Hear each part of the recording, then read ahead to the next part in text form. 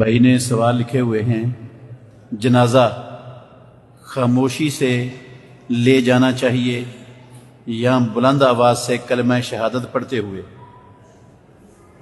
عزیز بھائیو، سنن ابو داود کے اندر حدیث ہے، صحابی کہتے ہیں کہ ہم رسول اللہ صلی اللہ علیہ وسلم کے ساتھ جنازوں کے ساتھ جاتے تھے، اور ایسا ہوتا تھا کہ ہم یہ سمجھتے تھے کہ ہمارے سروں کے اوپر یا کندھوں کے اوپر پرندے بیٹھے ہوئے ہیں، اگر ہم نے کوئی آواز نکالی تو وہ پرندے کیا ہو جائیں گے؟ اڑ جائیں گے۔ اس قدر خاموشی سے محمد الرسول اللہ صلی اللہ علیہ وسلم کے دور میں جنازے اٹھا کے قبرستان کی طرف لے جائے جاتے تھے۔ یہ جو کلمہ شہادت کا نعرہ لگاتے ہیں لوگ، کندھا دیتے ہوئے، چارپائی کو اٹھاتے ہوئے، یہ طریقہ نہ تو اللہ نے قرآن میں نازل کیا ہے، نہ مدینے والے امام محمد الرسول اللہ صلی اللہ علیہ وسلم نے سکھایا ہے، نہ پیارے پیغمبر کی زندگی میں ایسا ہوا ہے، نہ خلفائے راشدین میں سے کسی خلیفہ راشد کی زندگی میں ایسا ہوا ہے، نہ صحابہ میں سے کسی ایک صحابی سے ثابت ہے۔ اور میں اللہ کے گھر میں بیٹھا ہوں، علی وجہ البصیرت، اور ذمہ داری سے کہہ رہا ہوں، امام ابو حنیفہ، امام مالک، امام شافعی، امام احمد بن حنبل رحمۃ اللہ علیہم، ان چاروں اماموں کی فقہ میں بھی اس کندھا دیتے وقت، میت کو اٹھاتے وقت کلمہ شہادت کا تصور بھی نہیں۔ کتاب و سنت تو دور کی بات ہے، چاروں ائمہ کی فقہ میں بھی کوئی مائی کا لال کسی ایک کتاب کے اندر یہ نہیں دکھا سکتا یہ طریقہ۔ تو آپ ماشاءاللہ سمجھدار ہیں، جو نہ قرآن میں ہے، نہ سنت میں ہے، نہ صحابہ کی زندگیوں میں ہے، نہ چاروں اماموں کی فقہ میں ہے، اس کا دین کے ساتھ کوئی تعلق ہوگا؟ یار کم از کم قرآن و حدیث نہ سے تو فقہ میں ہی ہوتا، کہیں کوئی سمجھ آتی۔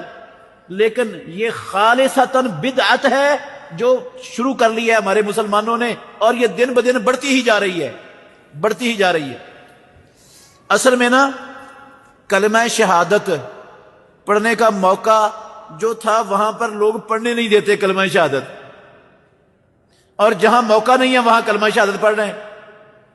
نہ موقع ہے، نہ ثبوت ہے، نہ کوئی دلیل ہے، نہ کوئی کسی کی زندگی میں اس کا تصور ہے۔ موقع کون سا تھا؟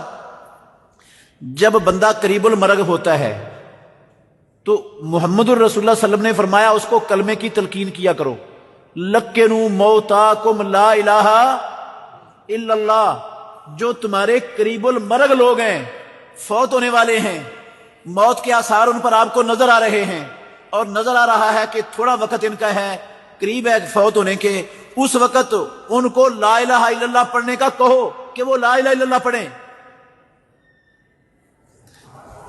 اللہ کے نبی نے کہا تھا کہ نہیں لا الہ پڑھ؟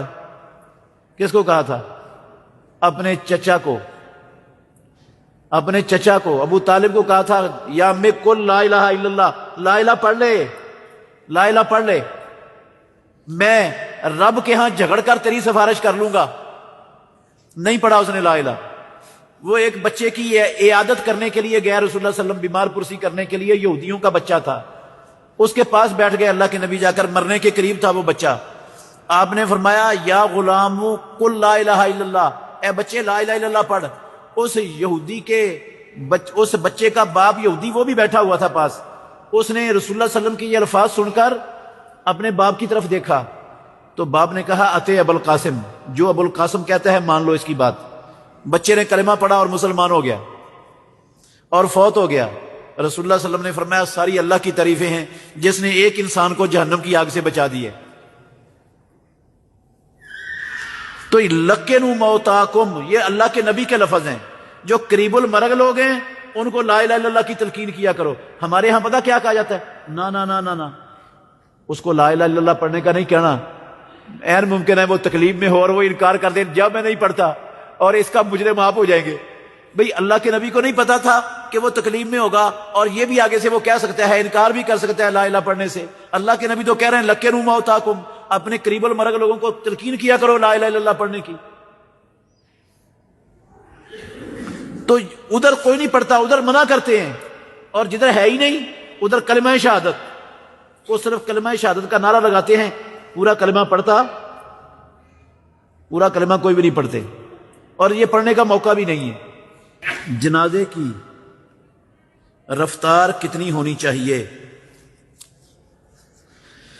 عزیز بھائیو، رسول مکرم صلی اللہ علیہ وسلم نے فرمایا کہ جب تم جنازہ اٹھا لو تو جلدی اس کو قبرستان کی طرف لے جاؤ، جلدی کیا کرو؟ اسرعوا بالجنازات، یہ رسول اللہ علیہ وسلم کے لفظ ہیں صحیح حدیث کے، اسرعوا بالجنازات، جنازے کو جلدی لے جایا کرو۔ اگر تو وہ نیک بندہ ہے جس کی میت کو تم نے اٹھایا ہوا ہے تو جلدی لے جانے کا فائدہ یہ ہے کہ وہ اللہ کی رضوان اور رحمتوں اور برکتوں اور جنتوں کی ہوا کی طرف وہ جلدی پہنچے گا، اور یہ دنیا کی ساری پریشانیوں سے اس کی جان چھوٹ گئی ہے، ساری دنیا کی علائشیں ختم ہو گئی ہیں، اب اس کو کہاں پہنچاؤ گے؟ اللہ کی رحمت، رب کی جنت، رضوان اور اللہ کی خوشنودی کی طرف لے جا رہے ہو تو جلدی لے جاؤ، اس کو نکال لو، اس کو دنیا کی پریشانیوں اور ان چیزوں سے اللہ کی خوشنودی تک پہنچاؤ اس کو۔ اور اگر وہ بد ہے، بے ایمان ہے، بے دین ہے، تو پیارے پیغمبر نے فرمایا فَشَرٌ تَضَعُونَهُ عَنْ رِقَابِكُمْ، ایک خام خواہ کا بوجھ تم نے اپنے اوپر اٹھایا ہوا ہے، جلدی جلدی اتارو جا کے بوجھ کو، چھیتی اتر جائے تمہارے کندھوں سے بوجھ، یہ مصیبت سے تمہاری جان چھوٹے۔ ہاں، جو بوجھ اٹھایا ہوا ہے تم نے اس کو جلدی اتار دو۔ اگر گندا ہے تو بوجھ اتارو گے، اگر اچھا ہے تو اس کو رب کی جنتوں اور رب کی رحمتوں کی طرف کیا کرو گے؟ بھیجو گے۔ اس لیے جلدی جنازے کو، یہ جو ہوتا ہے نا، اوے آستہ چلو بھی آستہ، پیچھے ہر کوئی جنازوں میں اور یہ دفن کے وقت جتنے لوگ ہوتے ہیں نا سارے ہی مفتی بنے ہوتے ہیں، ایک سے بڑھ کر ایک مفتی، ایسے مفتی دنیا نے کبھی دیکھے نہیں ہیں جیسے وہ مفتی بنے ہوتے ہیں۔ جتنے منہ، جتنی زبانیں، اتنے ہی مفتی، ہر بندے کی زبان کینچی کی طرح چل رہی ہوتی ہے، کوئی کہتا ہے یہ کرو، کوئی کہتا ہے یہ کرو، کوئی کہتا ہے یہ کرو، پتہ کک کا نہیں ہوتا، اور ہر بندہ فتویٰ دینے کے لیے بیٹھا ہوتا ہے وہاں پر، تماشا لگایا ہوتا ہے، تماشا لگایا ہوتا ہے۔ دیکھا کبھی آپ نے؟ جتنا بڑا جاہل اتنی بڑی وہ وہاں پر تقریر کر رہا ہوتا ہے، کھڑا ہو کے نصیحتیں کر رہا ہوتا ہے، پتہ کک کا نہیں ہوتا کہ کیا کرنا ہے اور کیا نہیں کرنا۔ ایک مثال میں دیتا ہوں، ایک مثال دیتا ہوں، میت کو قبر میں پاؤں کی طرف سے داخل کیا جاتا ہے۔ کہاں سے داخل کیا جاتا ہے؟ جو قبر کے پاؤں ہے نا، میت میں جس طرف پاؤں ہیں، چارپائی رکھی جاتی ہے، یہ قبر ہے، یہ والی یہ قبر ہے، ایسے بنی ہوئی ہے، تو چارپائی ادھر رکھ کے ادھر نہیں اتارنا ہے، اس کو چارپائی ادھر رکھنی ہے، سر اس کا ادھر آ جائے پاؤں کی طرف، ادھر سے میت اتارنی ہے، ادھر پاؤں کی طرف سے سر داخل کر کے تو اس طرح لا کے لانا ہے۔ یہ کخ کا پتہ نہیں ہوتا، ہر بندہ فتویٰ دے رہا ہوتا ہے، کوئی کہتا ہے ادھر سے لاؤ، کوئی کہتا ہے ادھر سے لاؤ، کوئی کہتا ہے یہ کرو، کوئی کہتا ہے وہ کرو، دوسرے کی بات ہی نہیں کوئی سن رہا ہوتا۔ اور قبر میں جب میت کو قبر میں رکھنا ہے تو امام الانبیاء نے کہا یوجہ المیت الی القبلۃ، میت کا پورا جسم قبلے کی طرف ہونا چاہیے۔ جس طرح دائیں پہلو پر ہم لیٹتے ہیں نا، سوتے ہیں دائیں پہلو پر، یہ ہے سنت محمد الرسول اللہ صلی اللہ علیہ وسلم کی، اللہ کے نبی کا طریقہ میت کو قبر میں رکھنے کا، کہ اس کو دائیں پہلو پر پیچھے قبر کی دیوار کے ساتھ ٹیک لگا کے نا اس کو دائیں پہلو پر لٹانا ہے، صرف چہرہ اس کا قبلے کی طرف نہیں کرنا کہ باقی میت کا جسم سیدھا پڑا ہو اور چہرہ اس کا قبلے کی طرف ہو، ایسا نہیں ہے، بلکہ اس کو پورے جسم کو اس کے قبلے کی طرف لٹا کے رکھنا ہے، یہ حکم ہے۔ اس کا کخ پتہ نہیں ہوتا اور ہر بندہ ہی مفتی بن کے فتوے جاری کر رہا ہوتا ہے اس وقت وہاں پر۔ یہ جہالت کی انتہا ہے ہمارے معاشرے کی۔ جنازے کے پیچھے سواری والا آئے اور جنازے کو کاٹ کر جا سکتا ہے یا نہیں؟ بھئی جو پیدل چل رہا ہے نا جنازے کے ساتھ جا رہا ہے، جنازہ پڑھنا ہے اس نے، یا قبر تک لے کے جانا میت کو جنازے کے ساتھ ہے، پیدل چلنے والا وہ پیچھے بھی چل سکتا ہے، دائیں بھی چل سکتا ہے، جنازے کے بائیں بھی چل سکتا ہے، آگے بھی چل سکتا ہے۔ اور جو سوار ہے جنازے کے ساتھ، جو سوار ہے، جو جنازہ پڑھنے جا رہا ہے، وہ سواری والا پیچھے پیچھے رہے گا، وہ نہ دائیں نہ بائیں نہ آگے میت کے چل نہیں سکتا، اس کو اللہ کے نبی نے پیچھے رہنے کا حکم دیا ہے۔ اور جو جنازے کے ساتھ نہیں ہے، جنازہ آپ سڑک پر لے جا رہے ہیں، سڑک پر لوگ جو ہے نا مسافر، ان کی بسیں، ان کی کاریں، ان کی گاڑیاں سفر کر رہی ہیں، تو وہ بھی پیچھے پیچھے جائیں گے جب تک قبرستان نہیں آئے گا۔ یہ حکم ان کے لیے نہیں ہے، یہ حکم ان کے لیے نہیں ہے، وہ ایک سائڈ سے اپنی گاڑیاں گزار کے جا سکتے ہیں، ان کے لیے کوئی رکاوٹ نہیں ہے۔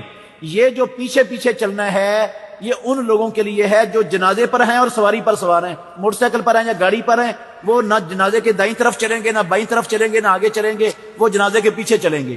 اور جو پیدل ہیں وہ چاروں طرف جہاں مرضی چاہیں چل سکتے ہیں، یہ سنت ہے جنازے پر چلنے والوں کے لیے۔ بہترین صدقہ جاریہ حاصل کرنے کے لیے اس ویڈیو کو لائک، کمنٹ اور شیئر کرنا مت بھولیں۔